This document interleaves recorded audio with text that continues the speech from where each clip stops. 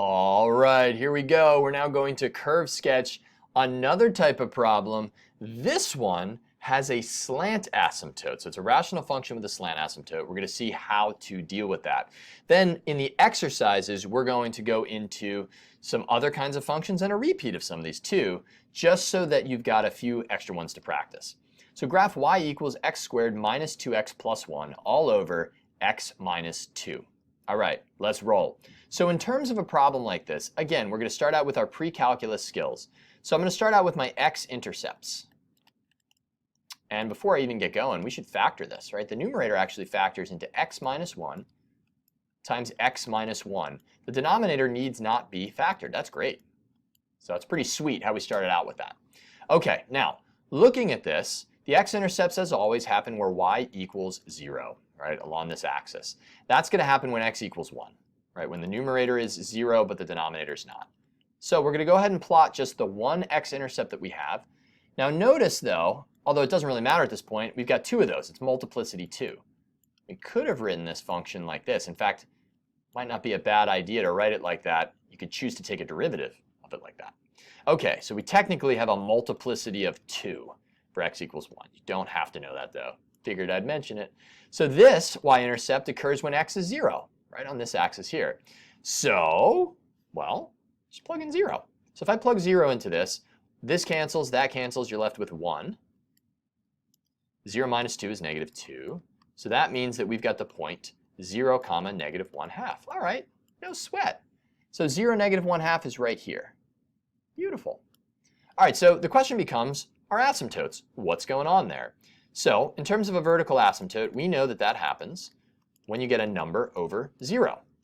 Okay, well, do we get a number over 0 here? A number that's not 0? Absolutely. A reminder, if you got 0 over 0, that would be a removable discontinuity and a hole. So we get a number over 0 when x is 2. 2 minus 2 is 0, but none of these turn into 0. So x equals 2 would be our vertical asymptote. So I'm going to go ahead and plot that. Remember, we cannot cross vertical asymptotes. We can cross horizontal and slant asymptotes. Okay, so now in the next part, we're going to look for a horizontal asymptote or a slant asymptote. Okay, now, in this case, and I mentioned this in the previous video, if you have a numerator whose degree, the degree is 2 in this case, is 1 more than the degree of the denominator, you do not have a horizontal asymptote, but you do have a slant asymptote. Think of it this way. Essentially, as x goes to either plus or minus infinity, you technically can't take a limit to both at the same time, but allow me this freedom here, this math liberty. You're essentially taking the limit of the leading terms, right? X squared over x. The lower degree values don't matter as you're going out really big. And this acts approximately like x. So it's going to go to positive and negative infinity. Like that's where we're going. But a slant asymptote answers the question, how do we go there? And since we're acting like a line, we're going to go like a line. So we're going to have a slant asymptote. All right. Now, that's not the slant asymptote necessarily. To figure out the slant asymptote, we actually have to do long division. So this is a review of something from pre-calc. So I'm going to do the division that's here. X minus 2 divides into this. You can do this with long division or synthetic. It is up to you. Since most people learn it with synthetic, I'm going to do it synthetically, but you don't have to. You can do this with long division. So that's 2, and then you write out the coefficients of everything. So it'd be 1, negative 2, 1, and we're interested in the remainder here and the quotient. So we drop the 1 down. 2 times 1 is 2. We add these. That's 0. 2 times 0 is 0. And we add them. Ah, very nice. So, hold on a second. That should not end up being a perfect division problem. We know x minus 2 doesn't go into that. And that's what that is saying there. So let's kind of take a chill on that one. Just make sure we did everything right here. Okay, so I'm going to do this out instead with long division as well, if that's okay. So you know what? No, let's do it with synthetic. Why not? We can handle the synthetic. So again, we've got x minus 2 going into all of that. And we'll start it out again. The reason why it shouldn't divide out, and I got 0 as a remainder, is, well, I did a little bit of erroneous math there. You'll see what my error is. is x minus 2 doesn't go into this. So again, I drop the 1 down. 2 times 1 is 2. Negative 2 and 0 is 0. 2 times 0 is 0. We didn't add the 1 and the 0. So that means that when you divide this out, that function is actually equal to x plus 1 over x minus 2. Okay, why is that important? Well, to find the slant asymptote, all we're now going to do is we're going to take the limit as x goes to both positive and negative infinity of this. I'm just going to condense them here. Now that's going to act like x. But this part goes to 0 because you get 1 over a massive number. So that goes to 0. All right, so a quick lesson, and I'm going to leave this in here. I'm not going to edit it out. With my error, you always want to be very careful with your checking. So I was checking my work there. I found that error because if we say, oh, there's no slant asymptote, and we move on, now we're graphing something that is not correct. It's very important to check your work like I did there. Did not mean to make that error, but I'm kind of glad I did. Okay, so this means that as x goes to positive and negative infinity, the curve acts like this. That's your slant asymptote. So we literally plot that line. So that would be a line like this. Up 1 over 1, right? And down 1, left 1. So all I now do is I put a dotted line there, and that's going to kind of tell us, just again, a rough sketch. Rough sketch. That's going to tell us what the curve roughly acts like. Okay, so we've got our points. Let's not lose them. Got our y-intercept, got our x-intercept, and now we need derivatives. Okay, you ready for it? I am. Let's do it. We're going to do that work on the the next page. The slant asymptote work we actually did on this page. So this is all pre-calculus work here. So eventually, we're going to have, as we know, y prime, and we're going to have y prime's chart set up right here. Let's figure out what's going on there with y and y prime. So I'm going to go to the other page. We're going to take a derivative of this thing. It'll be the quotient rule. Now, you could take the derivative of this as well, right? So I'm going to be a little sneaky here. You could take the derivative of that or take the derivative of this. I'm going to use that because this is equal to this. Why not, right? It's a little easier to take the derivative. So y equals x, and again, we had x plus 1 over x minus 2. That was the equivalent to the original function. Nice. Now I'm going to rewrite this as x plus x minus 2 to the negative 1. Again, be my guest to use the quotient rule on the original problem, but this is easier.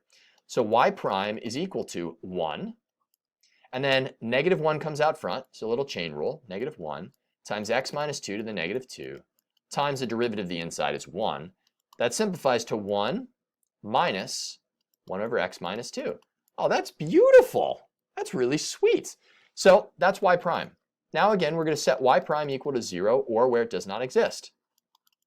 Now it doesn't exist at x equals 2. We knew that. There's a vertical asymptote there. So there's not going to be a relative max or relative min there, but it's still a critical number and still a point to be checked because we could still have a change in increasing or decreasing on y at a vertical asymptote.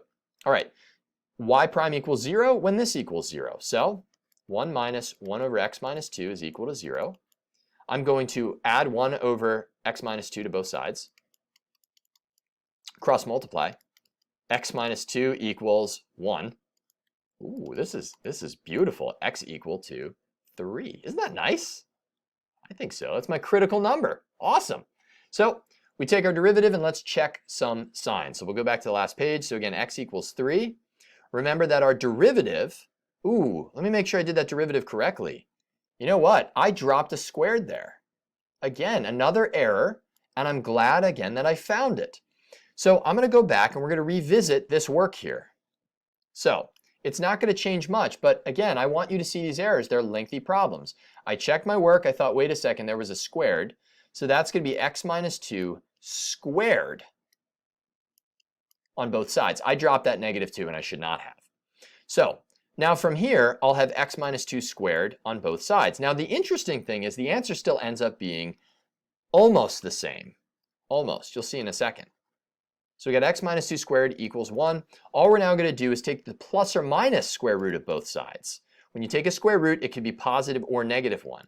So it equals 1, where x minus 2 could equal negative 1. So we're going to get two solutions here. It's a good thing we checked our work. X still equals 3, but x could also equal 1.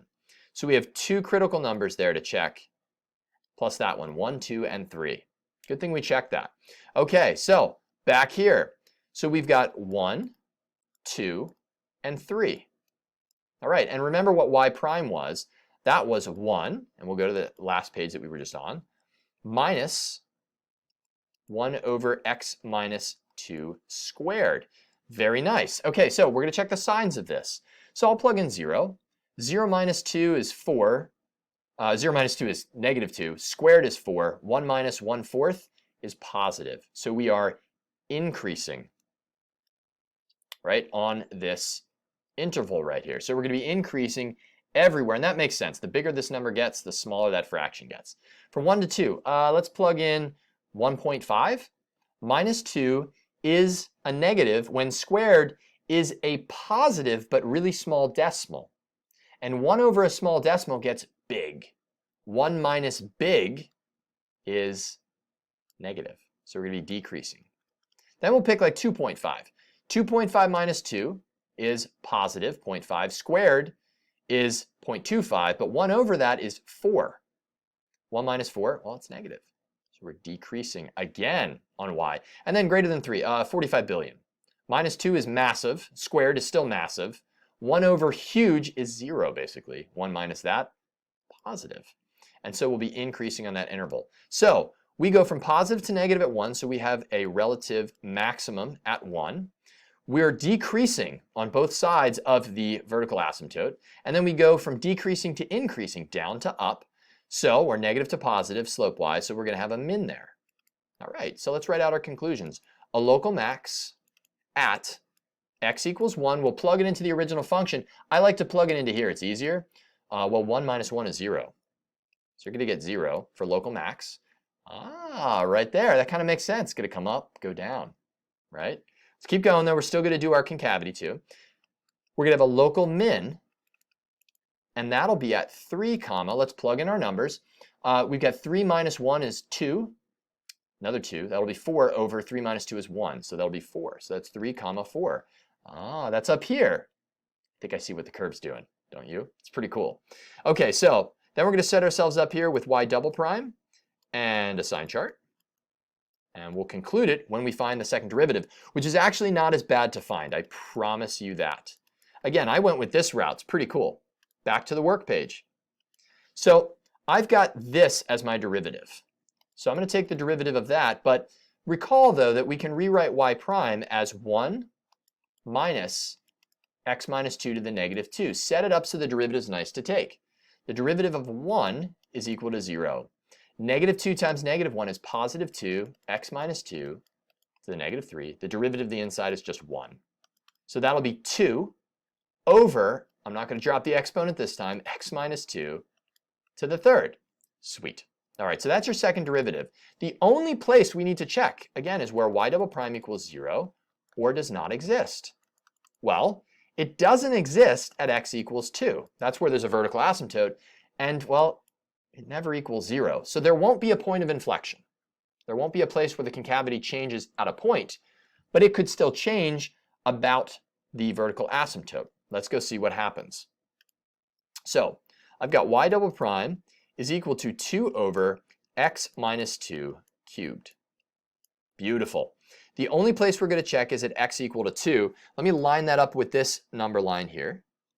And let's see what's happening. All right, well, to the left of 2, 0. 0 minus 2 is negative 2. Cubed is negative. Positive 2 over negative is a negative. So we are concave down. To the right of 2, 15,000. Minus 2 is positive. Cubed is positive. 2 divided by a positive is a positive. So we're concave up. We've got everything we need now. So from, well, negative infinity to we'll stop at 1. We are increasing and concave down. Well, remember, we already know we're on this side of the asymptote here because we got points there. So the slant asymptote has us acting like a line. All right, let me kind of slant that a little bit better. So it has us acting like a line. We're concave down. We're going to start to bend around here. So we're concave down that entire time. So concave down and increasing. But at 1, we start decreasing. There's going to be a max here, right? At x equal to 1. So it starts bending around right there. And then we go from 1 to 2, and we're going to be decreasing and still concave down. Well, that would look like this. Decreasing and concave down into our vertical asymptote. Boom. That's sweet. All right, and then we know we have a minimum at 3, 4. So I'm going to plot that. 3, 4 is right here. So even though we kind of see what the curve's going to look like, still practice using your sign chart. From 2 to 3, we'll be decreasing, and we're going to be concave up the whole time. So here we are, concave up, curving down. Oh, it's beautiful. Isn't that awesome? Little arrow right there. And then for the rest of the time, still concave up. We've got a minimum at 3, sure enough, and we'll be increasing in concave up. Well, that'll look like this. And again, just a rough sketch. Done. So again, I am stoked on this video. I'm actually really happy that I made the mistake here in synthetic and the mistake there in the first derivative, because there's a lot of steps. Mistakes will happen every once in a while. So be careful and move slowly and check your work as I did, so that you never need to go through this and get to the end and be like, oh, I forgot a negative sign, or oh man, I dropped an exponent and therefore my signs are all messed up in my derivative. It pays to check your work. And it pays to do these problems. Isn't that satisfying? I'll see you in the exercises. Peace.